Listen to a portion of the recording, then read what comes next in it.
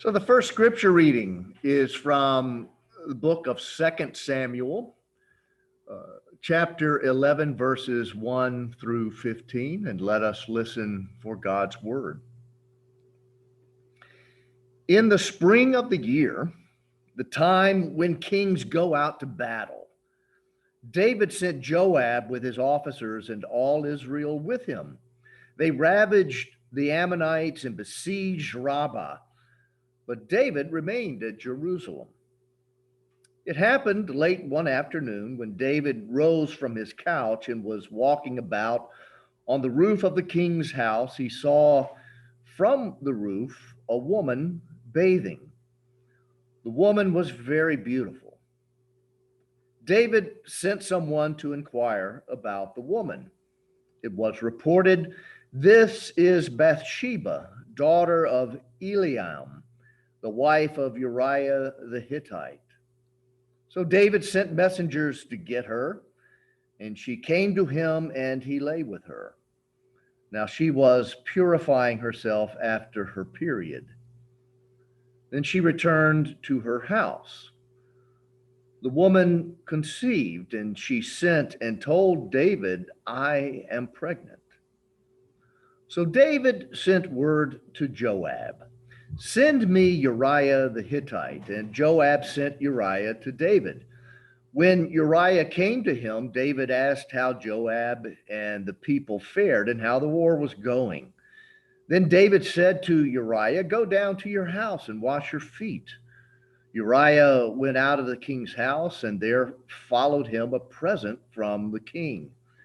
But Uriah slept at the entrance of the king's house with all the servants of his lord and did not go down to his house. When they told David Uriah did not go to his house, David said to Uriah, "You have just come from a journey. Why did you not go down to your house?"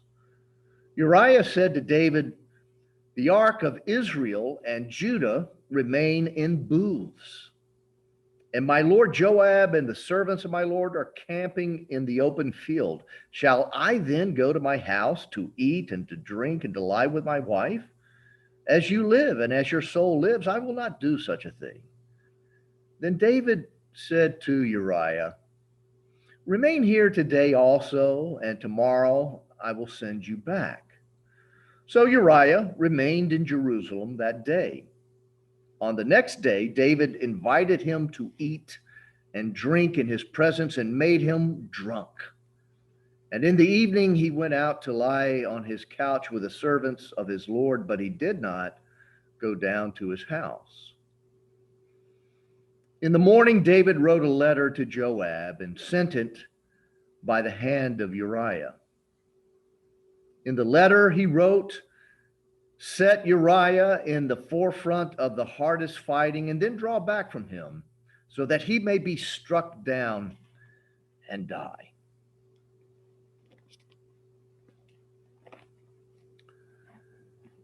And the gospel is from John's gospel in chapter 6, verses 1 through 21. After this, Jesus went to the other side of the Sea of Galilee, also called the Sea of Tiberias. A large crowd kept following him because they saw the signs that he was doing for the sick. Jesus went up the mountain and sat down there with his disciples. Now the Passover, the festival of the Jews, was near.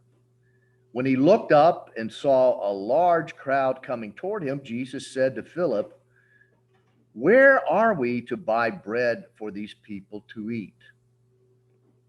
He said this to test him, for he himself knew what he was going to do.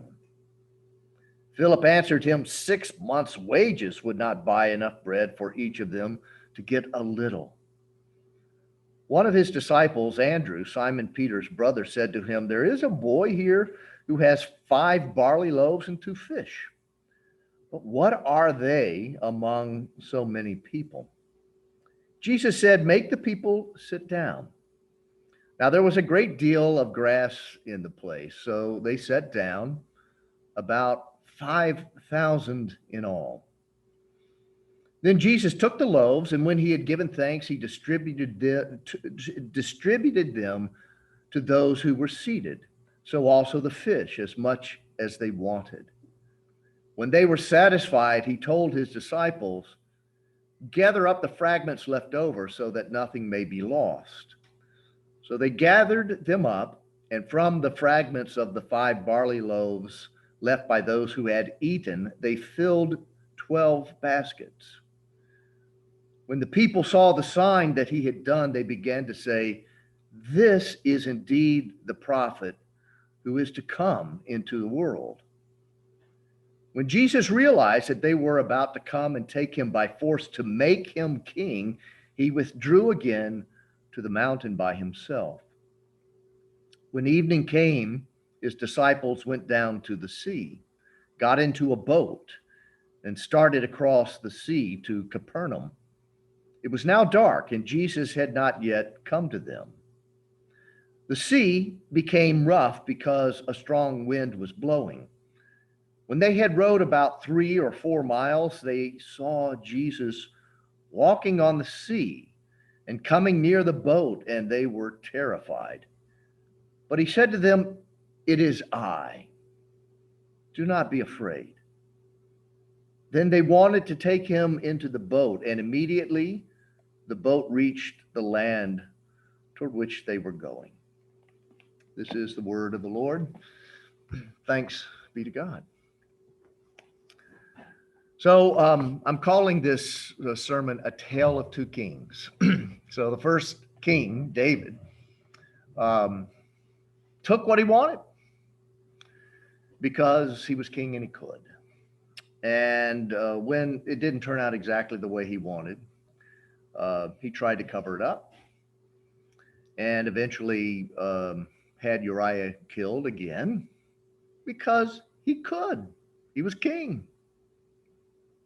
So this is a very common tale where particularly those of us who are fortunate enough to have power use power for the self. And when I say the self, I don't even know if it's really the self. It's for whatever impulse is king in the self for the moment. A great spiritual teacher by the name of Gurdjieff says, just if you pay attention, you'll notice there's not one solid self inside of us. You know, there are all these different pieces of us that claim the throne of ourselves at any given moment until the next king of ourselves arrives. Try that on this week and watch and see which self is running and calling the shots at any particular time. And so you think about this tale, right, of using power for what purpose? And in David's case, it's just the purpose of an instinct, of a desire for personal gratification. Power used in a way that dehumanizes both the self and others. But we have a tale of another king, King Jesus. And Jesus he wanted nothing to do with being a king. He wanted nothing to do with earthly power. He, we might say, avoided earthly power like the plague. But of course, I saw on social media the other day that we can't even use that expression anymore, avoiding it like the plague, because we seem not to be avoiding it. That's an aside. I'll go on. So why did Jesus have such an aversion to being king, to having earthly power? And I think the only answer that makes sense to me is because Jesus saw things that we just don't see. Jesus saw the reality of the spiritual dimension and the riches there that are beyond our imagination.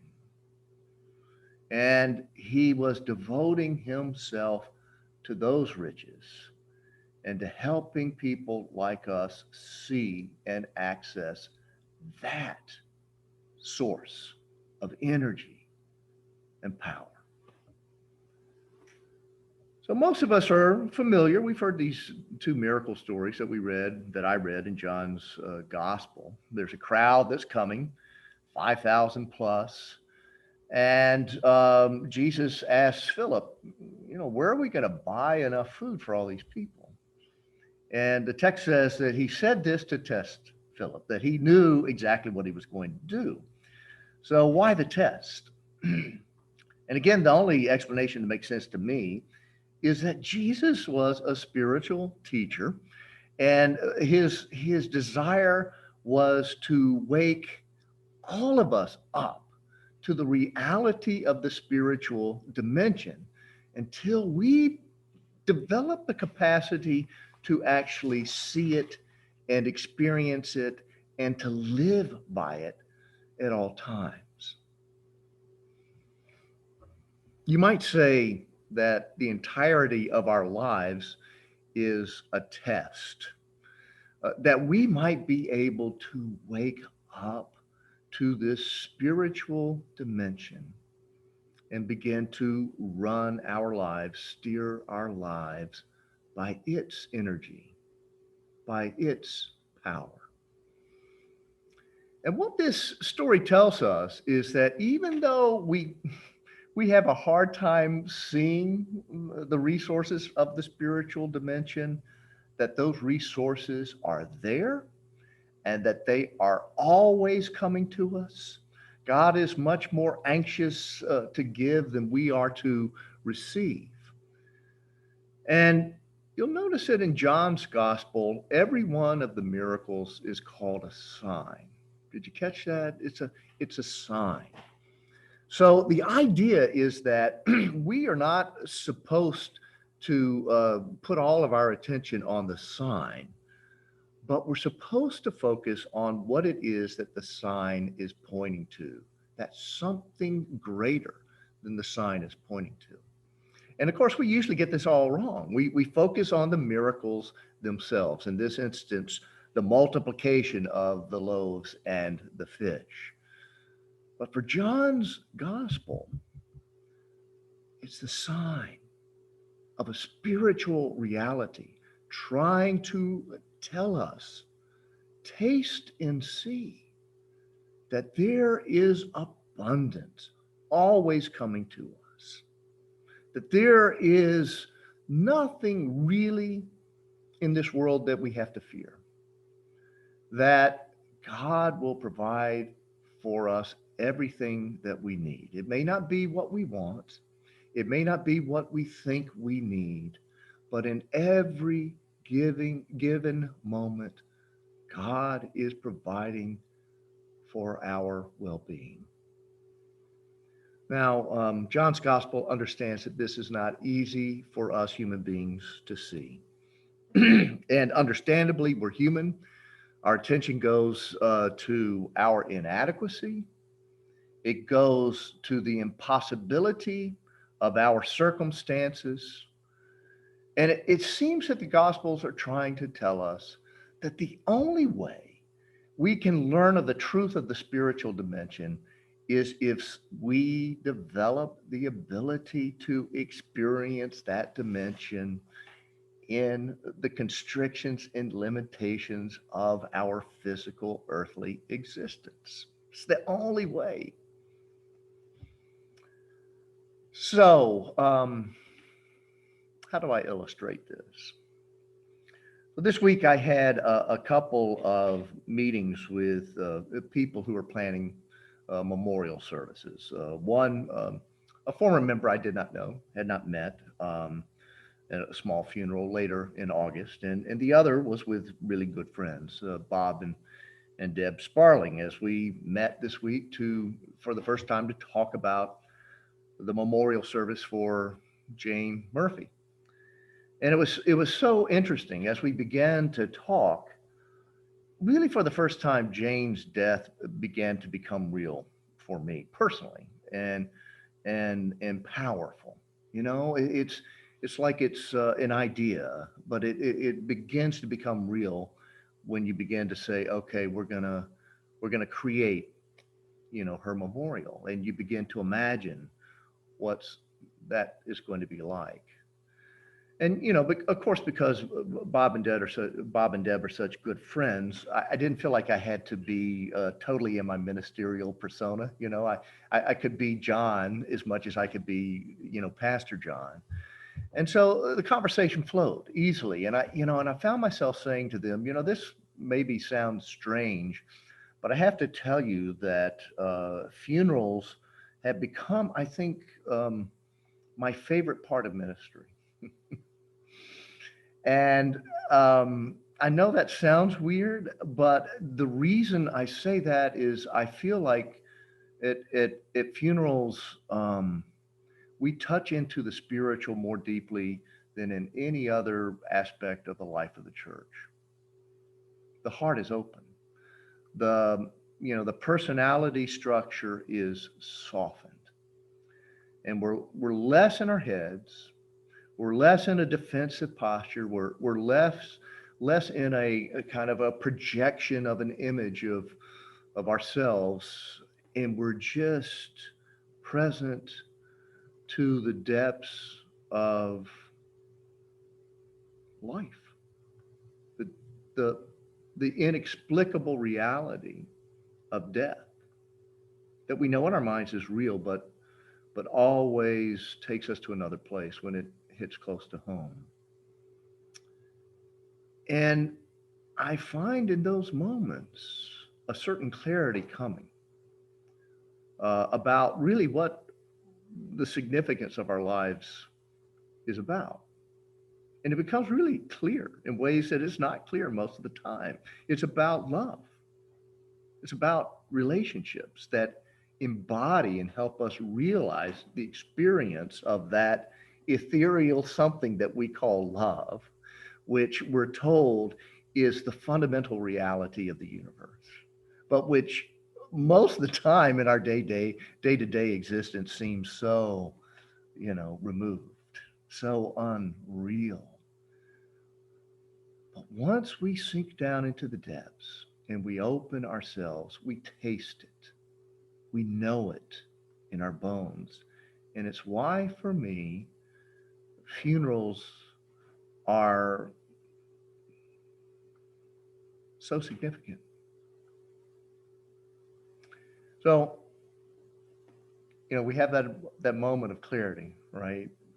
And then we go about our lives and we forget and we fall asleep and we get sucked back into what I call trivial pursuits. The things that our world tells us are so important, but at the moment of clarity, we know is not what our lives are about.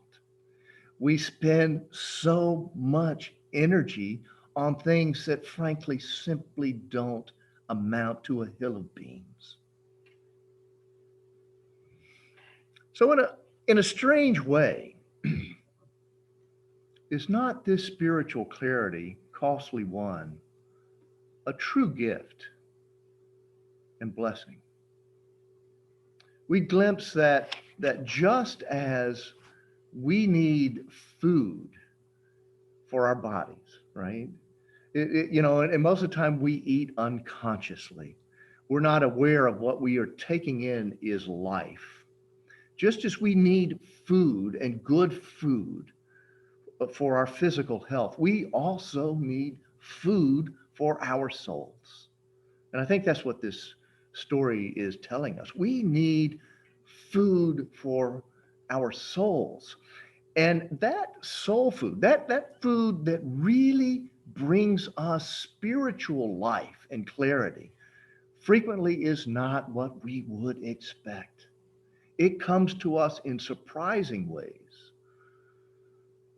And in some strange way, we may find our hearts broken, but our souls fed at exactly the same time. So if we can taste this reality of the sacred and begin more and more to return our lives to that center, John's gospel is telling us that we'll begin to learn how to trust this mystery of grace, even when our circumstances seem absolutely hopeless. That can be personally or that can be collectively.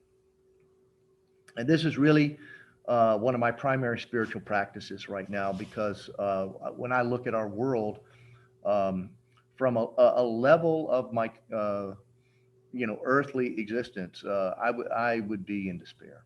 We are hopelessly divided as a country right now.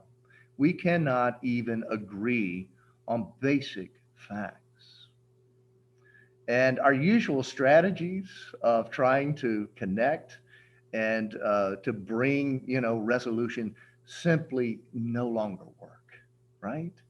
When was the last time a meme on social media changed anyone's heart or mind, or any serious conversation even changes a heart or mind? And when I look at this, what it says to me is that we are in one of those periods of history where we are undergoing a major transition of consciousness. And of course, consciousness, to those of us still in the mental, rational structure of consciousness, seems like it's just airy fairy. What's that? Well, what I believe is happening is that this mental, rational structure of consciousness, which has predominated for us in the West for hundreds of years, is coming to an end.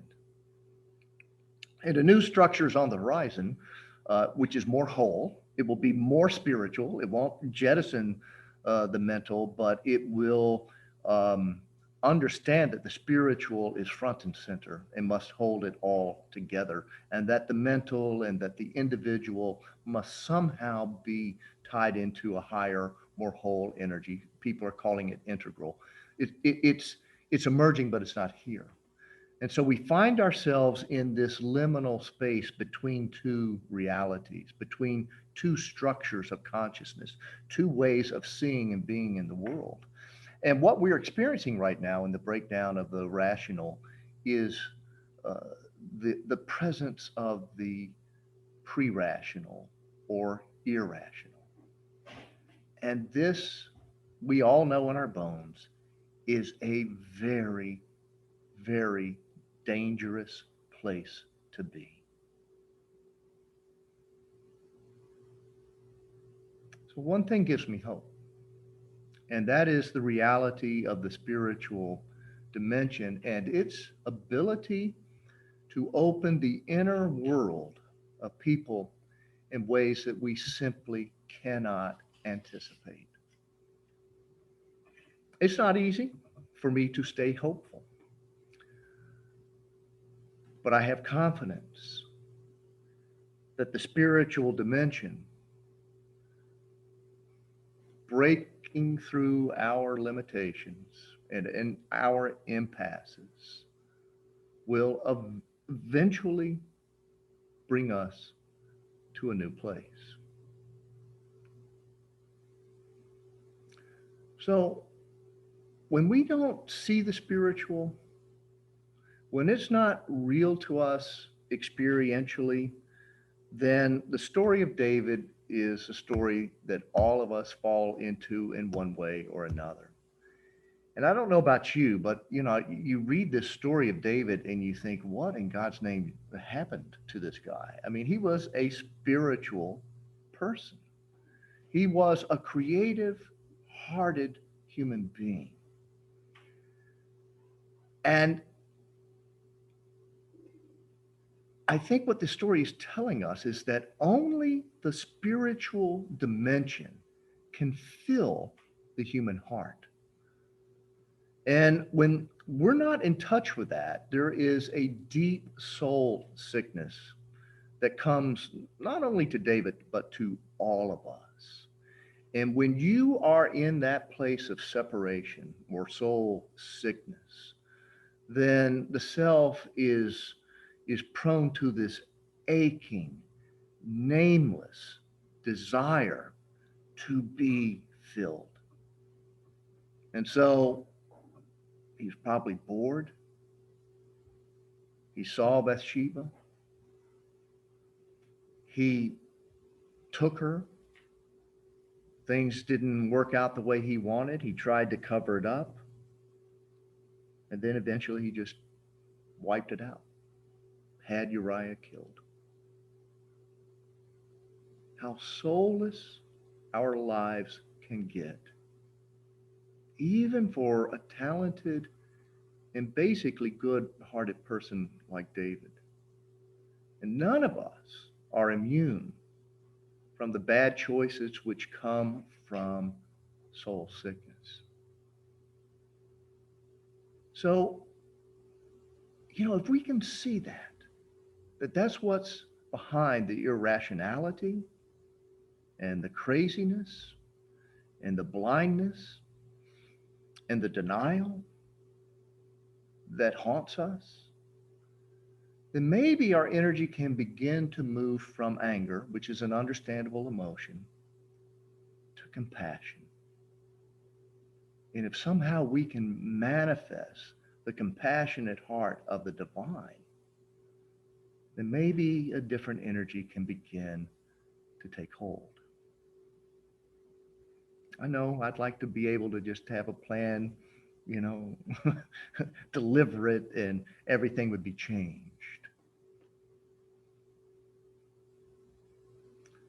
So, in the second miracle, once again, we read a story about Jesus walking on the sea. So, this is a sign again. We focus on the miracle, but the miracle is a sign pointing to another reality, a greater reality, a deeper truth that we need to be able to see to change our lives and change our situation. So, what is this? What is this pointing to? What is this a sign of? And I talked about this several weeks ago. I think what it is a sign of is a what some people call an in-static spiritual path, as opposed to an ecstatic spiritual path. An ecstatic spiritual path is a path of kind of just letting go and ecstasy, getting taken out of the self and the constraints of the self and the limitations of the self and all of the messiness and the fear of this earthly condition. And it's a path well traveled. We want to just sort of find something that'll take us away. It's why we're addicted to so many things, including entertainment, because we just want to be taken out of the problems of the self.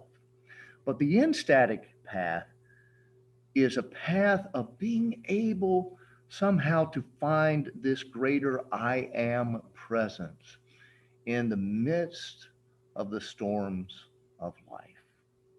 So Jesus is walking on the sea. He says, "It is I. Don't be afraid." Or, "I am.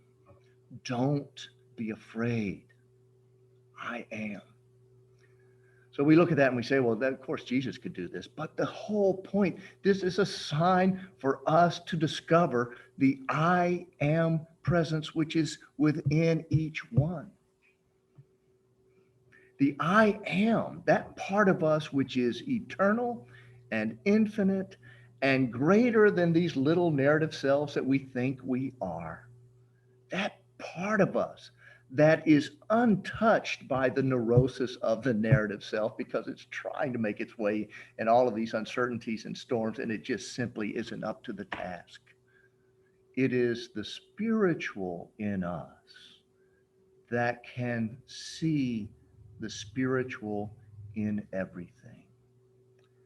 And that is the true purpose of our lives, is to wake up to that.